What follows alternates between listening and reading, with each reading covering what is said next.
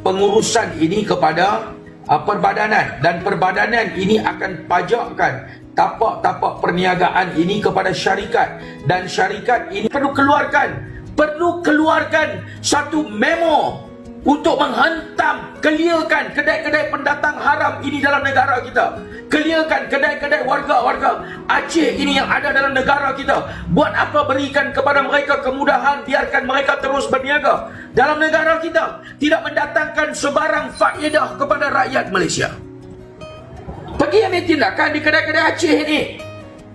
Sebagai rakyat apa pergi viralkan video, ambil video, viralkan di kedai-kedai Aceh ini. Pergi tangkap immigration, tangkap mereka.